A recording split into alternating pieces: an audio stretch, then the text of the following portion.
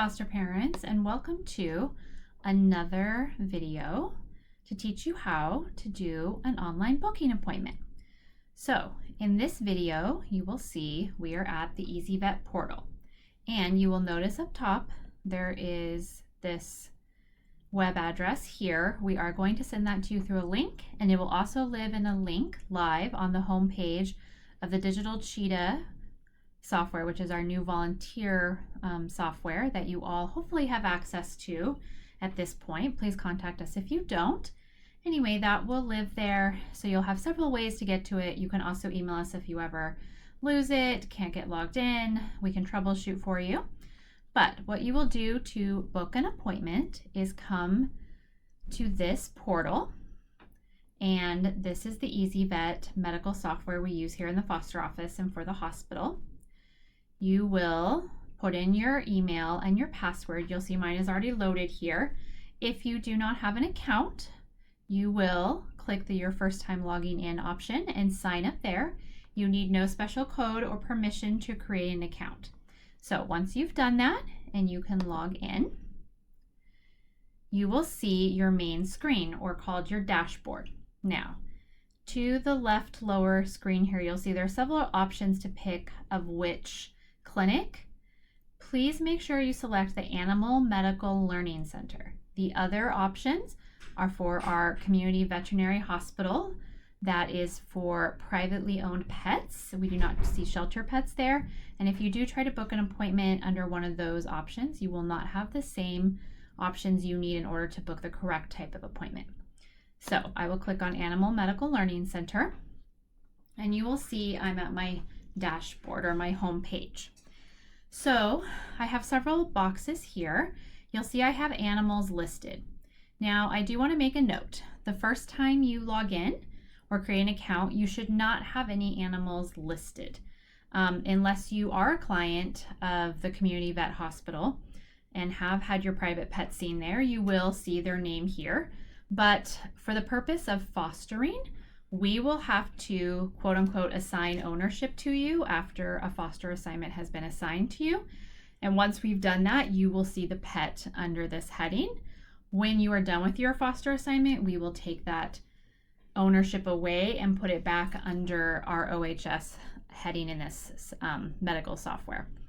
Just to be clear, this does not mean we are transferring any type of ownership to you of the pet. It is just a step we have to do so that you can see the pet in your dashboard to schedule appointments.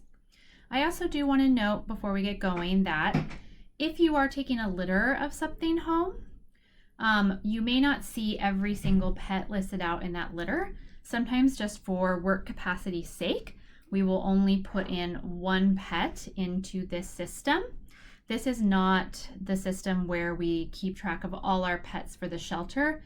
This is simply where we schedule appointments with you, our foster parents, and where we script out medications for any pet that might need it. So we don't need every pet to be listed in this system. It does take us a little bit of time to input each pet in.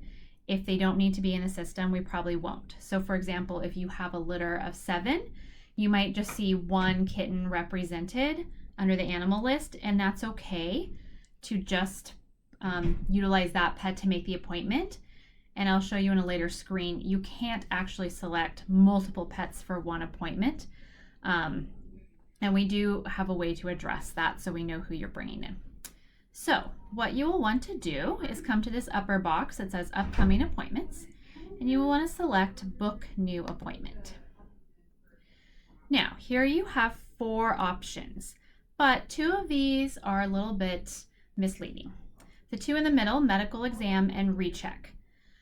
For a Quirk and easyvet, we unfortunately can't take those away at this point, but any appointment type that you may need where a vet needs to be in the room. So say you have a litter of kittens and you're concerned they have URI, you've emailed with us and we've emailed you back and say, hey, we need to set an appointment for them to see a vet. That is something we will still have to do through the way we are now, where you will email or call us to set those appointments. If a vet needs to be in the room, again, we will continue with the way of booking those appointments now, where you email or call us. The 2 that we can do automated after April 5th or starting on the 5th is the wellness appointments and the foster pickup. In a different video, we went through the wellness appointment. So in this one, we are going to schedule a foster pickup. You will use this option when you have been matched with an assignment, you've received a confirmation email or a phone call from us that you are a match and we've confirmed your appointment. When we get our full automations going, which we'll have other training videos about, you'll be receiving an email confirmation after you've set up a pickup or you've selected a pet. You'll receive an email confirmation that you are matched with that pet, and then you'll come here to book a time that works for you to pick up. So select foster pickup, and it tells you exactly what type of appointment this is for. Hit select. Now this screen is very important. What supplies do you need for this pickup? Please note all kittens must be weighed daily. If you do not have a scale, request one. We have supplies located in various buildings on our campus. It does take us sometimes quite a while, or we have to do some restocking for the storage area we have near our office almost daily during kitten season. So we do ask that you really think it through and list out everything that you will need for this assignment. So let's say you're picking up a litter of kittens. They're 6 weeks old. You do not have a litter box, so you need a litter box. You do not have dust-free litter, so you need litter. You do not have a scale, so you need a scale to weigh them. This is super, super important. We do require that all kittens under 8 weeks old are weighed daily. Having them weighed daily is our first line of defense. If something is going wrong, it's very easy to quickly understand that they're declining if they are not gaining weight or they've stayed stagnant weight for too many days. And there are sometimes with our older pets, they might be sick. We might have a cat who came in a little fluffy and enjoyed his food in his previous home that we're trying to get to lose some weight, which can be just as important. So in some of our pleas, we will ask that the pet be weighed. If you do not have a scale, we really have to have you pick one up. So think about whether you need one for your assignment. Say you have wet food, but you don't have any dry food. So you put dry kitten food. Okay, so now you've answered, which is great. So you will hit next. On this screen, you will pick the pickup time. Now, I do want to make a note to all of you here. We typically, when we are sending out pleas and when we move into using our live document that you will see a video about shortly that explains how you can select a plea and get scheduled for that animal you selected in real time, we do expect that you are picking up within the time frame listed in the plea. Sooner is usually better. So if we send a plea and we say, hey, we've got in 4 mom cats today with vulnerable kittens, we need to get them all out today, please do not go and select an appointment for the next day unless you've had a conversation with us and let us know, I cannot pick up today, would tomorrow be all right, we've approved it, then you can go ahead and schedule for the time we've agreed on. But if it's not within the time frame that was described in the plea, please make sure you're emailing us to have a conversation to get that approval. So we'll say that it's Wednesday, April 5th. I just selected an animal. I received an email confirmation that I have been approved for that animal. And then I am going to pick my time. So you'll see here, these are 15-minute increments. What we typically do with foster pickups is they take about 15 minutes for us to hand you the supplies, you to ask any questions you might have, we hand you the paperwork, we hand you the pet. We do recognize that once in a while someone will be picking up, maybe we need to do some training with you, maybe you're getting trained to do sub-Q fluids or you haven't bottle fed before and you let us know, hey, I want to learn how to bottle feed. Please put that in the previous screen's notes so that, or email us. Go ahead and select a time, but then we will just know to edit that appointment on our end and make sure we make time for you. So today I'm going to select a 2 p.m. pickup. Now here's where I said you won't see all the names. So, for example, if I had a litter and it consisted of Carlo, Ferruccio, Marco, and they're all showing in the system because they've all been scripted something individually, I cannot select all of those. Even though I've been selected to take all 3, I can only pick one name. So just select any of the names and that's okay. I know when you're going to get a plea, you don't always, and you've been assigned pets, you don't always know the name of the pets that you've been assigned. What you should be able to do is that we will have put ownership of the pet that you are picking up into the system so that when you go to schedule this appointment for pickup, the only option is the pet that you've been matched with or selected from the plea list. There should not be other options. If there are, you see maybe 20 pets are showing up or your old litter is showing up for some reason, please just send us a quick email and let us know. So appointment type will automatically fill out. Date of appointment will automatically fill out, as will time. Scroll down, reason for appointment.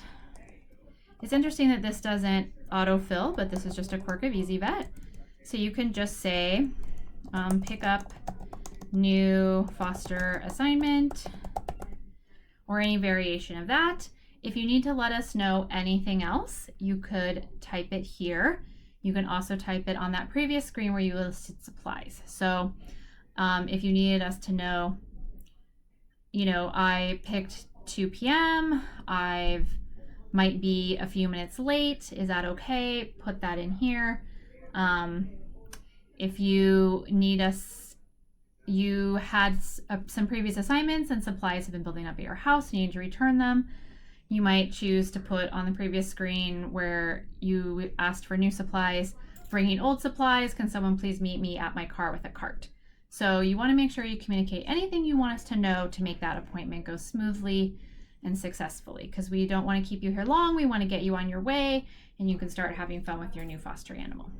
So you will click submit. Now you'll see that this appointment I just made for Carlo is unconfirmed.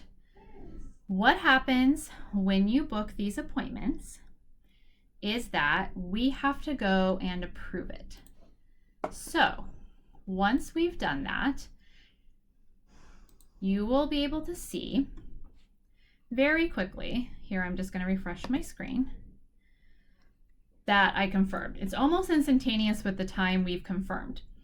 If for some reason you tried to book this appointment, it's been an hour, no one's confirmed, you can go ahead and shoot us an email.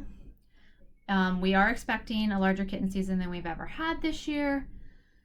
This is a new system for all of us, so please bear with us. But if you are having concerns, hey, I booked a 2 p.m. appointment pickup, but it's already noon and I haven't heard from anybody, I don't know whether to come, please go ahead and send us an email to that Foster at Oregon Humane email and just alert us. Say urgent, am I picking up animals? And we will get back to you right away and make sure that you don't waste your time and make sure that we get you set up for your appointment. Okay, so this concludes how to book a foster pickup appointment. If you watch this and have any questions, please go ahead as always and email us at foster@oregonhumane.org. Again, as I stated, this is a new system. We might have some kinks to work out. So please, as this launches on the 5th and we start working through these, we really want to hear your feedback. Go ahead, email us. I would say probably avoid calling. We have a hard time getting to all the phones sometimes, and we only have one line in. We have no call waiting, so if you do call us and we're on the phone with someone else, we won't know if you don't leave a message. But email is the fastest way to reach us, and we really want to smooth out any process errors that might happen. So please, please, please give us your feedback. All right, thank you for watching, and we look forward to serving you through the foster department.